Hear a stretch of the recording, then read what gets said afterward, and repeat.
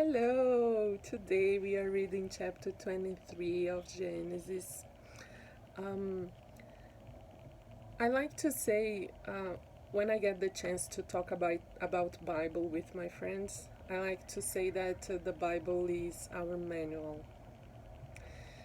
I also hear sometimes some parents which are going to have first kids or I don't know, second, thirds.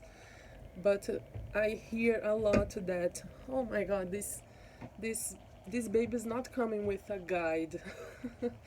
Actually, we have a manual for life, and this manual is the Bible. One of the things that we will learn today is about business, how to negotiate.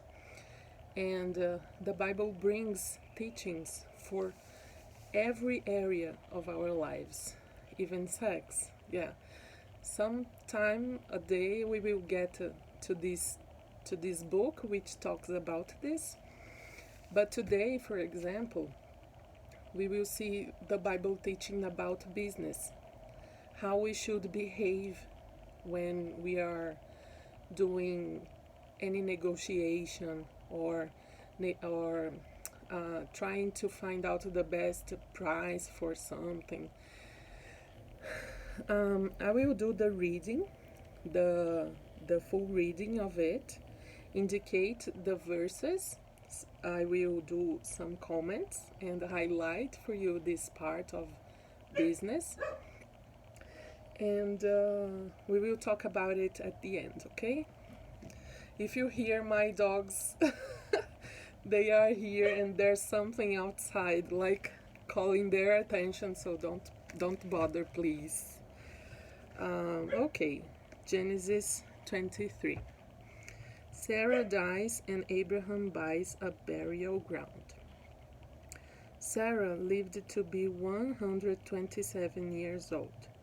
She died in Hebron, in the land of Canaan, and Abraham mourned her death. He left the place where his wife's body was laying, went to the Hittites, and said, I am a foreigner living here among you. Sell me some land so that I can bury my wife.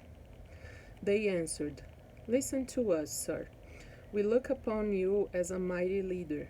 Bury your wife in the best grave that we have. Any of us would be glad to give you a grave, so that you can bury her. Then Abraham bowed before them and said, If you are willing to let me bury my wife here, please ask Ephraim, son of Zohar, to sell me Machpelah cave, which is near the edge of this field. Ask him to sell it to me for its full price, here in your presence, so that I can own it as a burial ground. Ephraim himself was sitting with the other Hittites at the meeting place at the city gate. He answered in the hearing of everyone there, Listen, sir, I will give you the whole field and the cave that is in it. Here, in the presence of my own people, I will give it to you, so that you can bury your wife. I will comment verse 10, okay? Sorry, I didn't indicate before. Let's continue from 12.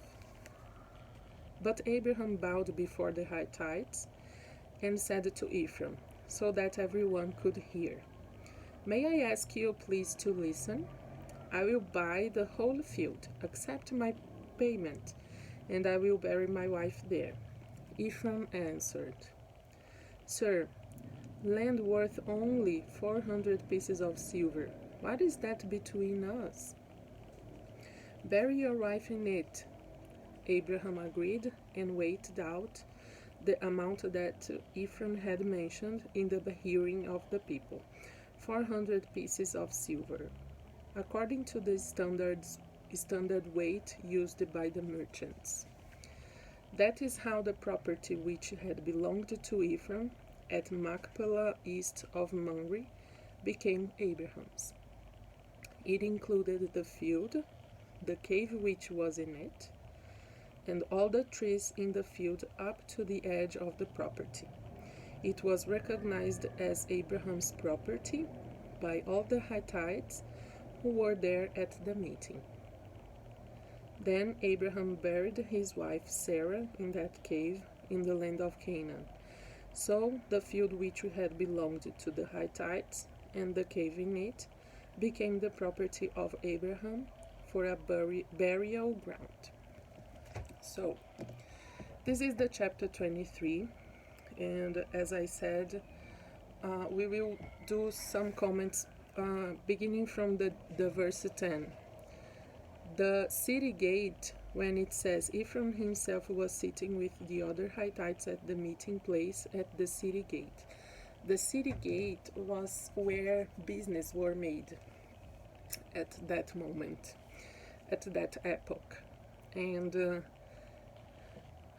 it shows us that there is a proper place to do business, and what comes around this specific situation is that people around were there and seeing what was going on. So it brings us the idea that when we do business, when we are negotiating something, we should be transparent. People should know what's happening and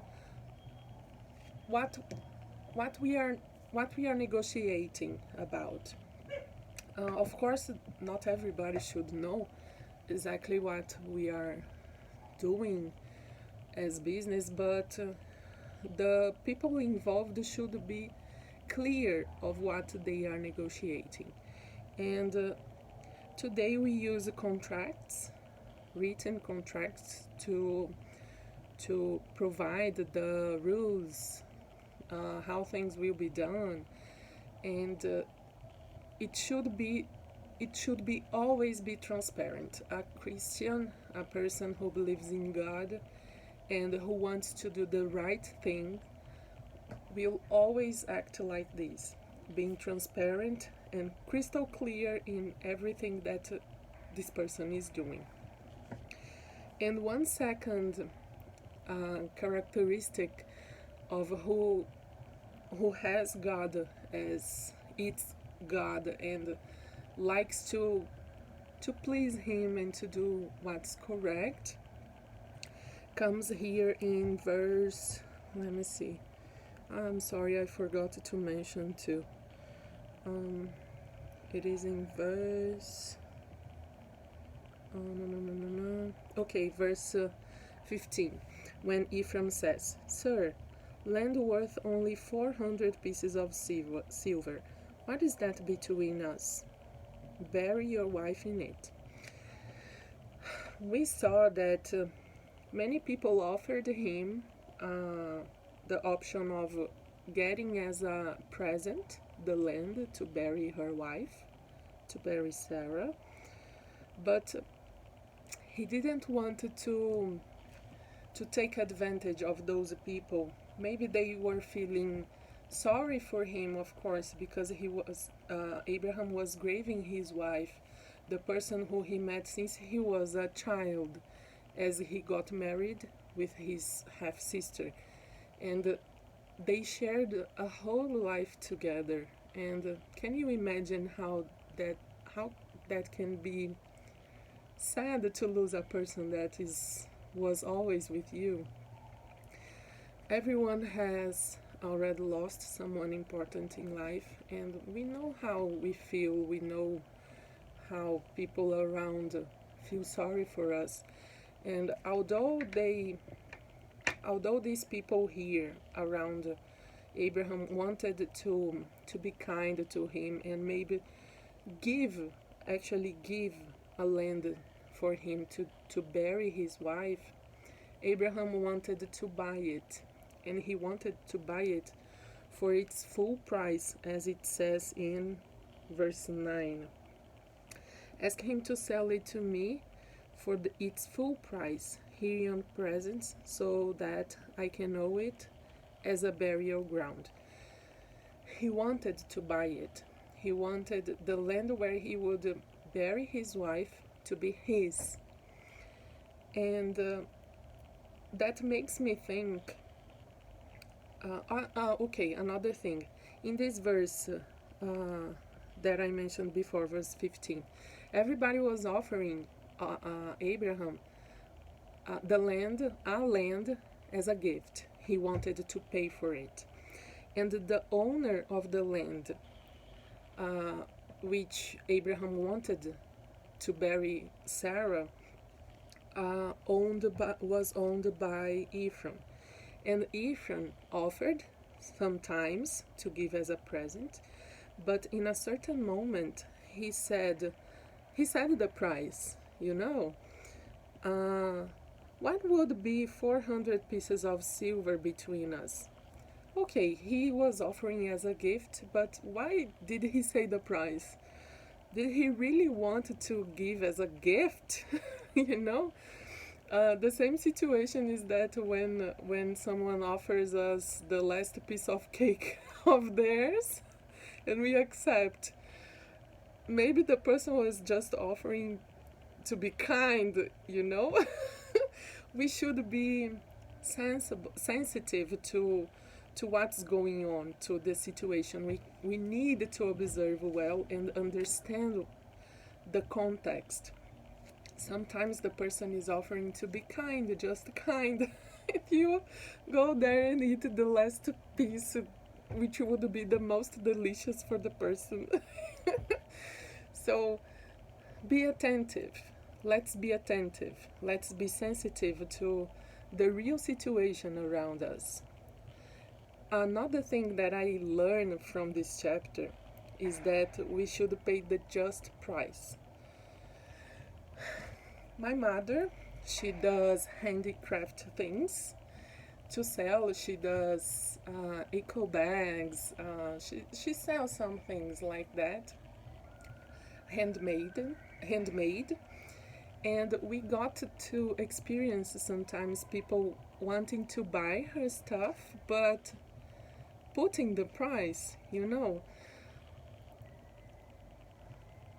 This is so embarrassing because you don't know what cost to do that.